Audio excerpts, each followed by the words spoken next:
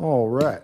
It is 6 p.m. on this June 5th, 2024. So I'll call this Town Council Work Session to order. Welcome those few in attendance and those who are tuned in online.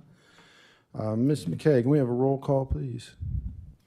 Mrs. Amos. Here. Mr. Reed. Here. Mr. Dwyer. Mr. Parrott. Here. Mr. Yolen. Here. Mr. Hunter. Here. Mr. Hardy. Here. Thank you. First item is the adoption of the agenda. Do I hear a motion to adopt the agenda as presented? I'll make a motion to adopt the agenda as presented. Second. Motion and second. All in favor? Aye. Those opposed? Ayes have it. We have anyone who wishes to make a declaration of personal interest concerning anything on the agenda this evening? Not hearing any, we'll roll right into the finance report by our finance director, Ms. Julie Moore. You have the April charts and reports in front of you. So this is the 10th month of our fiscal year 24 budget. So when you look at the revenue to the budget, we should be about 83%, but we're below that. And that's partially due to some revenue that we've not recognized yet, which is the ARPA money that we'll do at the end of the year. And then there's some items in the budget that I've talked about in the past that are not true revenue by accounting standards. And those are things like where we budget to pay the bond, so that we report that in our budget as like revenue, but it's not true revenue. That's just money that we save throughout the year so that we can make that payment. So when you factor those things out, then we're pretty much where we should be at this point in the year. When you look at the revenue compared to previous year, we're above the 10-month mark compared to last year, except for in one fund, and that's the airport fund. And I've talked about that before. Last year we had a big project ongoing, so they got a lot of federal reimbursements that we've not gotten this year because we don't have any big projects. The expense to budget, we are well below the 83%. But there's still a couple of departments that are over. Like one of them is the Public Works Department. It's slightly over, and that's just because they've made some capital purchases and the budget just hasn't caught up with it. So by the end of the year, they should be under budget along with the other departments. And then the expenses versus prior year, we're above last year, and that's because, as I've talked about in the past, some big purchases we've made this year, like for the finance department, we purchased the OpenGov, the splash pad payments, and then we made the contribution to the IDA. And then in the water fund, we had the ABM payment, and we've made ARPA purchases there. And then we had 2 buses purchased in the transportation fund. Any questions on those reports and charts? What else do we have that's outstanding that we need to purchase, or do you have to go through a list for that? I can't say it right off the top of my head, but before year end, in every department meeting we have, we make sure that they know that any capital items that they need to go ahead and get POs. So if they can't get it in by the end of the year, it will roll over into next year's budget along with that committed money. So I don't know that there's a whole lot, but I think there is some things still outstanding, and I don't have that list right with me. That's fine. I mean, if we can get a ballpark of it next time. I can get you a ballpark. Thank you. Just for clarification, Mr. Hunter, are you looking for, which funds are you talking about? ARPA funds, or are you talking about this for the budget year capital funds that haven't been expended? Capital.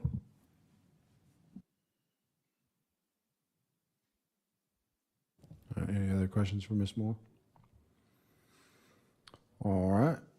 I think you get to go next again for the allowable costs and cost principal policy, Yes. federal regulations draft.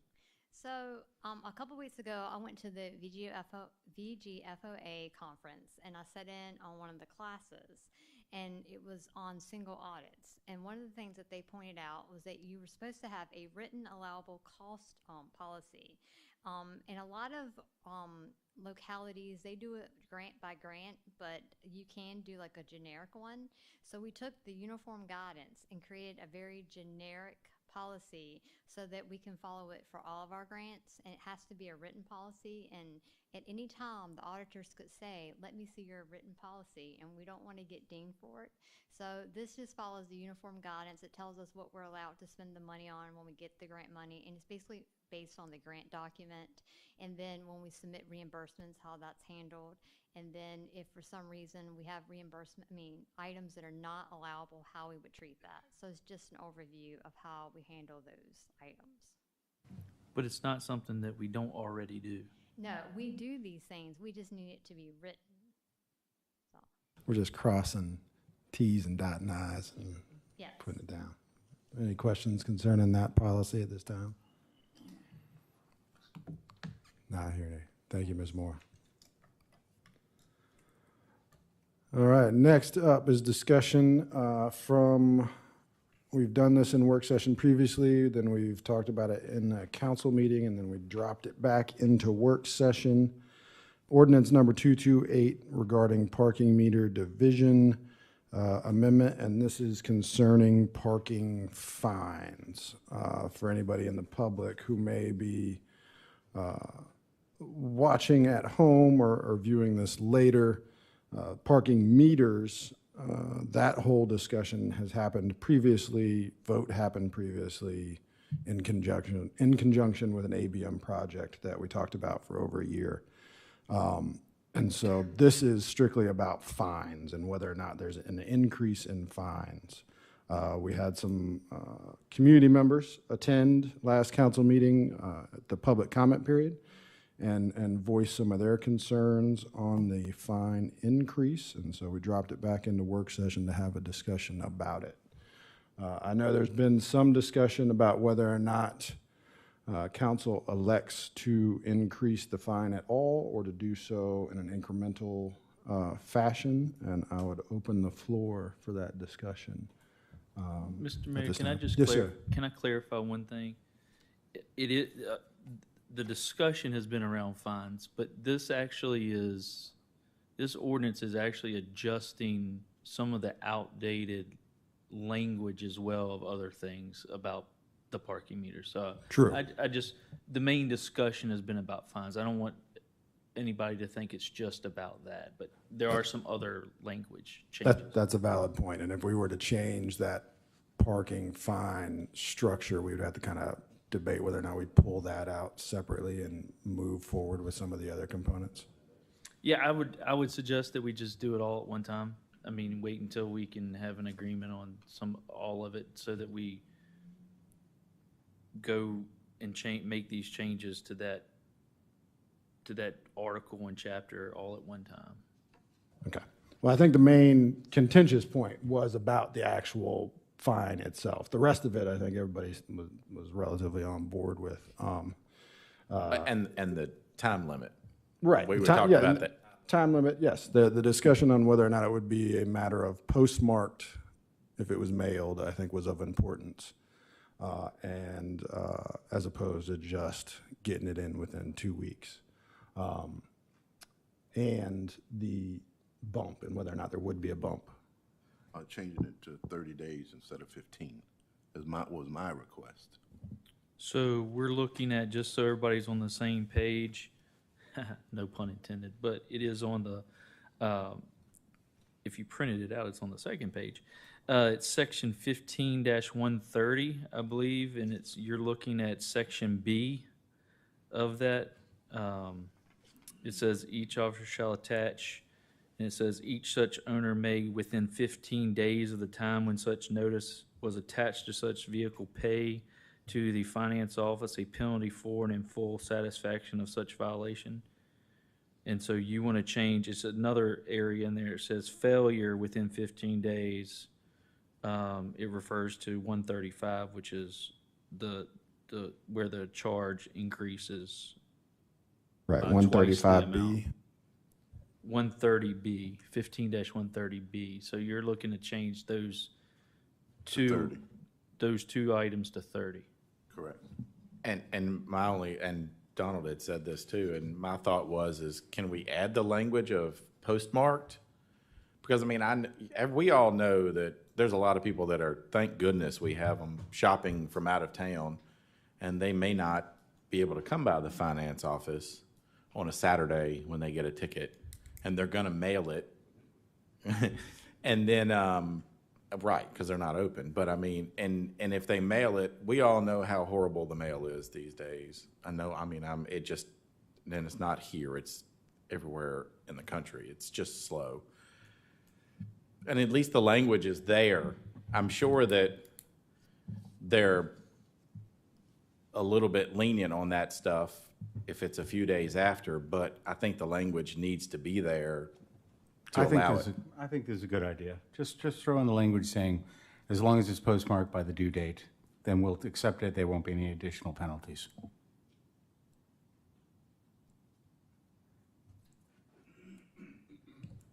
We in agreement on postmark 30 days? I agree. Okay.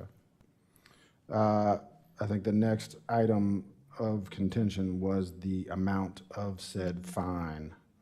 There was discussion of going from $25 to $50. I'm not in agreement with that. I think we ought to leave it the way it was. Agree with that too. I think 25 going to 50. And additionally, is it time to talk about people who repeatedly violate the thing? When do we get more aggressive in the fining with repeat offenders? So just for clarification, under 15-135B, the following violations are 25, fine if paid within 30 days, after which is 50. That's just going back to what it was. I think that's accurate, yes. Is that the consensus up here? Yeah. Electric vehicles have, the state code, that has to stay the same at 25. The first one.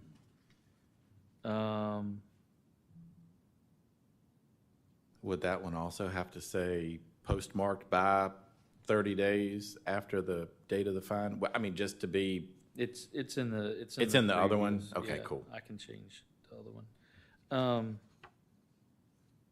In C, it talks about violations such as fire hydrants and fire zones. Or do you all want to leave those at 75 and 150? So yeah, for the parking in the fire hydrant zone and That's also parking in the section C. handicap spaces, C and D of 135. I honestly would have no problem with making those 10 times that amount, but that's not very feasible. Especially the fire hydrant, but handicapped is, I wouldn't have a problem with that being more personally, just because people need to be able to park when they need to be able to park.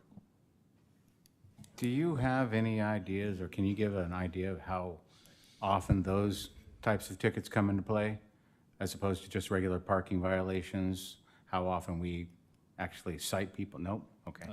I can't off the top of my head, no, sir. I'd say leave them like they are. What were those fines previously? Anybody have a clue? Do you know what the handicap was previously? I think it was 100. I think it was 100 if I had, So we're lowering it to 75, is that? no, we're increasing the handicap space fine. Would you repeat the amounts? I believe it was 100, I'm not positive. Okay. Okay.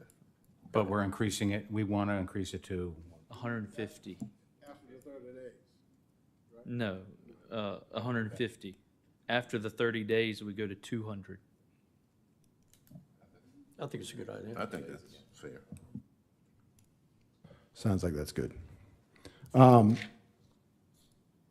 So we're generally in agreement, keeping at 25 for regular parking fines, 30 days, postmarked, it moves to 50.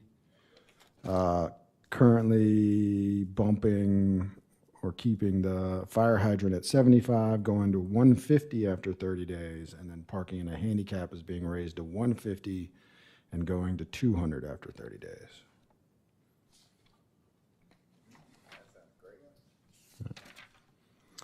And then I think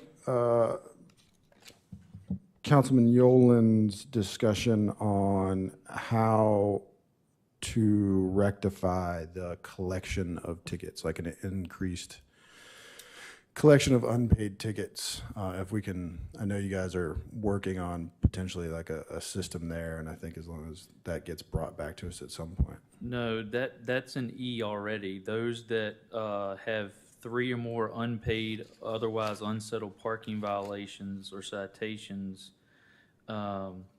we would either tow them or put a boot on the vehicle, which towing is better because if you put a boot, you still got to wait for somebody to pay the vehicle and they're taking up a space.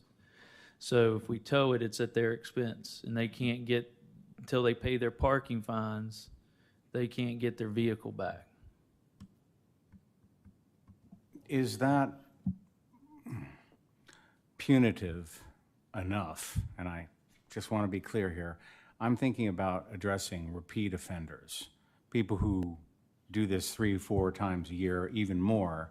So that's different than those that are unpaid. So you're, Yes, it is. Yes, so it you're is. talking about repeat offenders as in the ones that might do it, 4 times or more a year. okay? But they're paying their tickets and everything else, but, They look at it as a cost of doing business as opposed to like okay. a civil responsibility.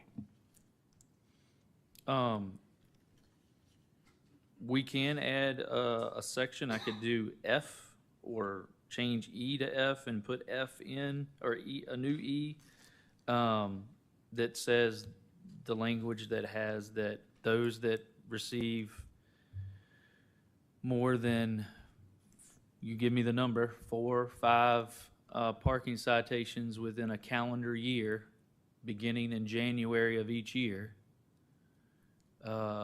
will The fine's double.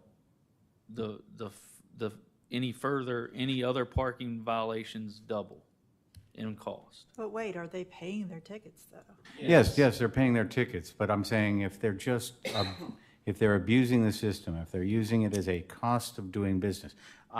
Again, just for debate, Sally, really. Remember the whole point in me bringing to you about raising the fee is because majority of people probably follow the law.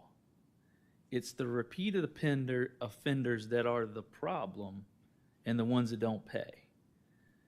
So if you're a repeat offender, it was the whole purpose in saying if you get a ticket, you're less likely, you're more likely to pay the meter like you're supposed to and not get a ticket. So what I'm hearing now is we're going to keep it at 25, but if you get more than 5, then any more after that, then we would charge you 50 for each additional parking citation, is what Mr. Yolen is saying. I was suggesting 4. Yeah. 4 in a calendar year. Okay. The So, 5th one would be double, 6th, 7th, 8th, 9th, 10th, 12th would be double. right. And then the It looks like our resident attorney, you want to step up to the mic there, Gary? Or Mr. Elder? Just something to chime in on with that in mind is, I'm assuming that when law enforcement tickets a vehicle, the way they can keep track of that is by license plate, not necessarily by driver. That could make it difficult. I don't know if that would necessarily have the intended consequence. If there's a family vehicle, well, maybe 16-year-old keeps popping parking Yeah, tickets. Yeah, maybe mom, dad, and the kids drive the vehicle from time to time. Maybe each one of them once a year has a mishap. That's a valid point. Yeah, it's something to think about. That could be punitive potentially to some folks in the community. Does the town lawyer park on Main Street? Yes. And I've gotten a parking ticket. And probably paid your fine. I did, yeah. Yeah, sometimes we have to get into court quickly. Something to think about. That's a valid point, absolutely. Can I ask? it still doesn't resolve though the issue of we have business owners on Main Street and I am pointing those out, there are ones on Main Street that are part of the issue. And there's others. I don't have the data to say this. I mean, we could easily pull that information. My whole point in asking to raise this was, it's not necessarily the out-of-town people that are the problem. It's the in-town people that are the problem.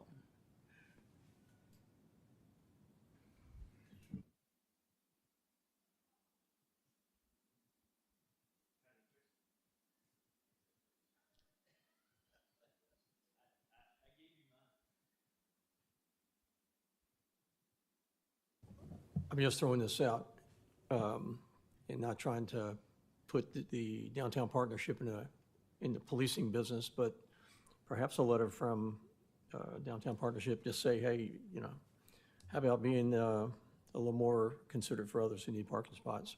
Bad idea? Okay.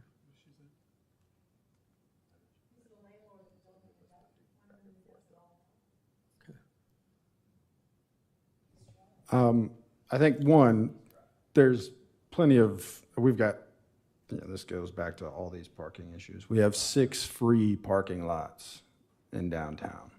They're free. There's 6 of them. There's plenty of space to park. You just got to walk maybe 20 yards to get to Main Street. Shoot, you can park in the municipal lot at the end by Greenfront, and you're on Main Street. The parking thing, we're giving a lot of oxygen to something. I'm not sure, and it is my personal opinion, what the ultimate goal is. I think where we're landing here with these fines and the 30 days, I think these are improvements. Gary, or our attorney, Mr. Elder, raises a very valid point about a household with 1 car. I think my personal opinion, leaving as it sits here, as we've just corrected it, is a good place to move. Yeah, and I mean, there's no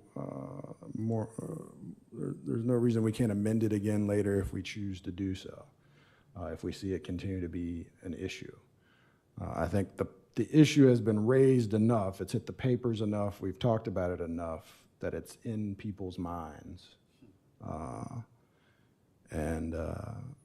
Finding ways to directly penalize one individual or 2, I don't know if that's the business that, we should be in.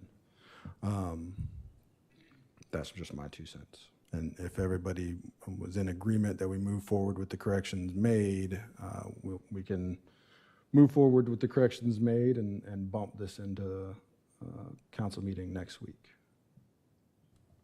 Well, it's never. We have to have another public hearing. You're right. It'll be My apologies. July.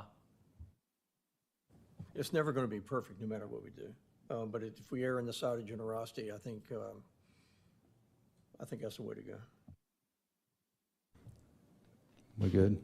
Yeah, I think so. And I like Adam's idea, but I also like your idea, like you said, we can always come back and amend it later. Well, I know that there are some things happening,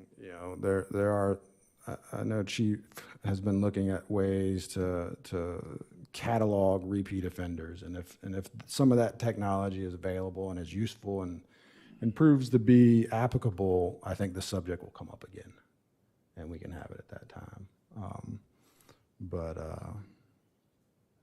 Yeah, are we all right with moving forward and sending this back out to public comment with the revisions? All right. All right, next item up is request to approve memorandum of understanding with Prince Edward County for radio system upgrades. Mr. Davis, do you have an update for us here? I just have provided you the document that puts us in an agreement with the county for us to move forward with this radio project. This is another subject that we've talked about at length for some time. I think there's all of us were in agreement that any improvements to public safety are are a bonus for us here in rural Virginia. This is just more of a mutual agreement between the parties involved. We've already agreed for them that we were gonna fund our portion. This is just putting it in writing of an agreement between and into the future when there needs to be any future upgrades to the existing system or something happens along the way that needs to be fixed, that there's still a share.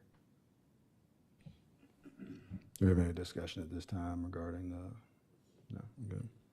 Ms. McCaig, we have a roll call, please? Or wait, I guess actually we need a motion. Sorry, getting ahead of myself. Do I hear a motion on the floor to approve the memorandum of understanding with Prince Edward County for radio system upgrade? So move. Second. Motion and second. Any discussion? Ms. McCaig, can we have a roll call, please? Mr. Reed, Yes. Mr. Dwyer, Yes. Mr. Parrott, Yes. Mr. Yolen, Yes. Mr. Hunter, Yes. Mr. Hardy, Yes. Mrs. Amos. Yes. The motion passes. All right. Mr. Davis, you're next. Town manager's report. I don't have anything for this evening. I'll save it for next week. All right, I'll go around the table. Mr. Hardy, I'm good. Mr. Hunter. Just had a couple of questions for Mr. Davis. We discussed a couple of weeks ago on the bus stop on the shelter for Vernon. Any update on that yet? I do not. And then I think it's 416 South Virginia Street, DeGrasse. It should be, they've sent a letter, it should be getting cut. Thank you. Mr. Yolen, No, thank you. Mr. Parrott. I would like to know where we stand with the splash pad, if we're going to be finished with it by the end of June, or if you can give us an update. So we are, they've poured the pad. Dominion potentially will be putting power to our side of the meter box. I'm setting the meter box hopefully Friday. We're doing the rest of the grading around it in order to get that move the dirt that's there. Splash Zone will be back Tuesday of next week to finish installing any of the other equipment that needs to be done. And the goal is to also train employees on how to operate it. I'm looking at suggesting, which I was going to do next week if once I had more information, of looking at potentially doing a ribbon cutting type ceremony with all of you all on the last Friday in June, and we would open it that day. Would be the goal. Thank you, sir. Next item. I want to go back to discussion on our parking meters and the fees that are required for the parking meter. I've received probably 15, 20 complaints, some of them so ugly that I couldn't dare repeat. I would like to make a suggestion in our parking meters, if it is possible or plausible, to possibly go with where you can put a quarter in for 15 minutes. Still have the minimum of $1 for the card, but a quarter for 15 minutes, which will equate out to $1 an hour if you feed it with quarters regardless.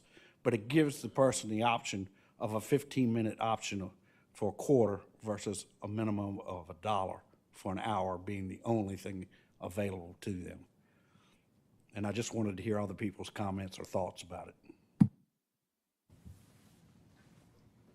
That'll change our agreement if we don't cover the cost with our contractual agreement with ABM. That we have to have a certain amount of savings overall, not just parking meters, overall, and that's why it was done that way. Also, it showed that every 5 years we are to increase the parking fees in order to make that work over 20. So the minimum was set for $1 an hour. and a minimum of the first being $1. After that, you can do 30 minutes and then another 30 minutes, but the first is $1. And the, f- Would in would the- you repeat what you were saying? After 5 years, what happens? that you are supposed to increase the parking, and I don't have the exact number, I want to say it's 50 cents or something like that every 5 years. Is that suggested or required? That's what it is to, in order to make, I mean, it's inflation, just like anything else. I mean, we're, Right, this was, when we signed the contract with ABM for this whole project, the idea was all these things had to be followed in order to see the return at the end, right? Like, that the cost of all the project was 7.8 million. If we signed the contract and agreed to fulfill all of our obligations in line with what was laid out, we stand to see 10 million in revenue savings, which would equate to 2.2 extra over the top. So the agreement was all of these things lumped together: the parking meters, the water meters, the EV chargers, the energy efficiency measures for the buildings, and all of those things collectively are in that contract, that like we fulfill all of our obligations and we reap the reward of that revenue saved at the end of the day. well, not only that, is if the whole point of it is that if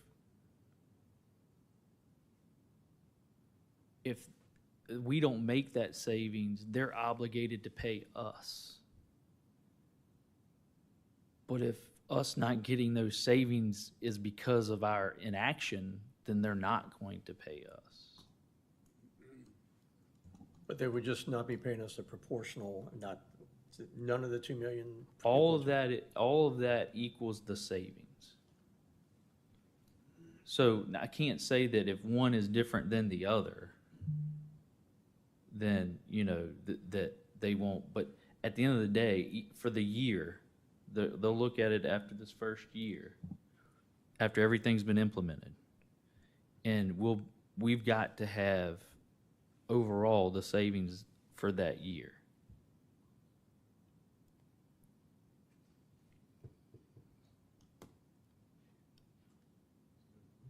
Could we possibly go back and have a discussion with ABM about it?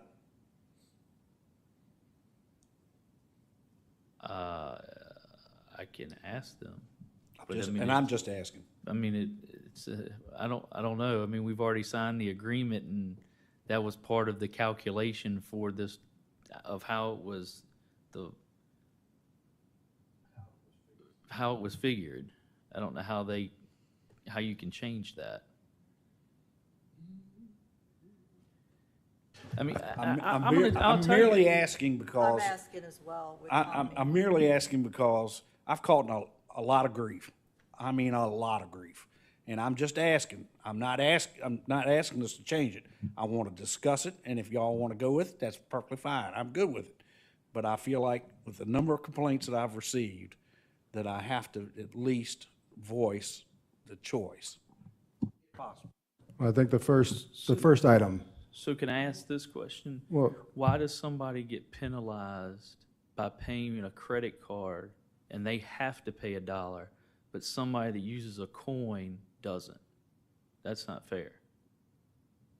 Well, when you have discount fees that are applied to that credit card, whereas you don't to that to that quarter. No, the person that used the credit card is also paying additional fees. The fees added to the customer. So in The other words- town's not paying that, so in they other might words, be it's a paying dollar $1.36. Okay, that's my question then. Yes. Okay, so it's roughly $1.36. I'm When- using that as a figure. I don't know that that's exact Right. number. I'm just throwing a number. Typically, it's anywhere from 3.5% to 4%, maybe even 5%. It's a discount rate on credit cards. So they're paying anybody that uses the credit card is paying the The fee fee. and the card use. Correct. So the person using the coin, I mean, we're penalizing somebody that they're not paying the same. I don't think I think they should all have to pay the same fee to park. I would say, regardless of this discussion, the first item probably that sets before this discussion is whether or not changing it affects that contract. I think that would be the most important thing to know to start out this conversation. I mean, if we're going to have this conversation, we can have it, but the first item of knowledge should be whether or not it affects that contract. Because if it does, then there's not really a point in having the discussion, because we'd be crushing a contract that saw revenue surplus for the town. So to Mr. Parrott's point, you can ask the question, we can get that answer, and we can come back to this. Thank you. Yes, sir. Mr. Dwyer. Not a thing. Mr. Reed. Yes, are we still going to research the rezoning of Ward C? I'm sorry? The rezoning. Not the whole ward, Not but the of whole ward. but of Griffin, that portion of Griffin Boulevard. Yeah, we still going to study that? Yes, sir. It's already, as we talked before, it's going to the Planning Commission, I believe, this month, in 2 weeks. And then once they make a recommendation, it goes to the town council. Just to back up a little bit for ABM and in dealing with them in the past, if they are able to do an adjustment on one, believe me, they have to find a way to get that money from somewhere else. Just keep that in mind.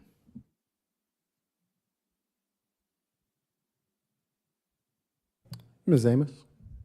Nothing. I don't have much. I will say,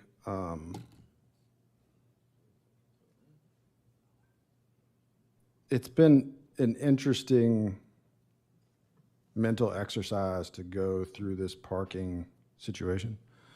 For one, like, we just debated a budget for this town to the tune of like $26 million, and nobody showed up to say anything.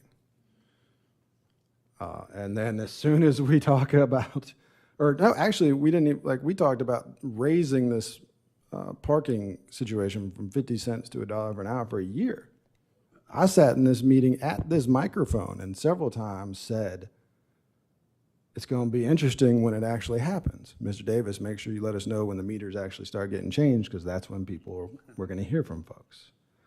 I know that I had folks wonder why they hadn't heard about it previously, to which I would just like to say that we broadcast these meetings. You can watch them live on our Facebook page and on YouTube. You can watch them later at the home, at your leisure. You can attend in person. You can go to the Farmville Town website. You can find the minutes and the agendas for every meeting and review those materials there. I also go on Call Flow every Thursday after a council meeting and recap what we do. There are so many avenues by which you can engage this process. We're just asking you to engage. Previous to the decision, like to engage post-decision isn't as beneficial as engaging pre-decision. And to engage in a way where there's misinformation, I want you to be informed. All of us want you to be informed, and we'd prefer for you to engage in the process. But I have to go to bat because it's on my conscience. I've served with 5 of these folks for a number of years. 2 of them are new in service up here with us.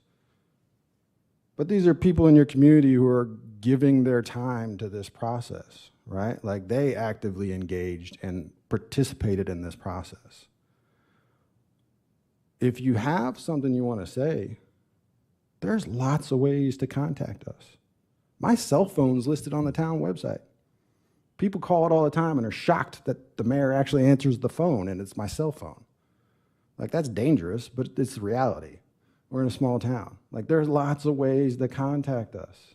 Before you go online and start calling people names, reach out and ask your questions. That's the only ask I have. With that said, we have a closed session, and I believe Mr. Hardy's going to read us in. Mr. Hardy, if you would, please. Mr. Mayor, I move that the Farmville Town Council convene in closed meeting pursuant to the Code of Virginia in accordance with the provisions of paragraph A 29 of section 2.2-3711 for the discussion of the award of a public contract involving the expenditure of public funds, including interviews of bidders for or offerers, the discussion of the terms or scope of such contract, where discussion in an open session would adversely affect the bargaining position or negotiating strategy of the public body. Second. Motion and second. Mr. K, can we have a roll call, please? Mr. Dwyer, Yes. Mr. Parrott, Yes. Mr. Yolen, Yes. Mr. Hunter, Yes. Mr. Hardy, Yes. Mrs. Amos, Yes. Mr. Reed. Yes. All right, we'll go into closed session, and we'll see you when we come back out. Thank you.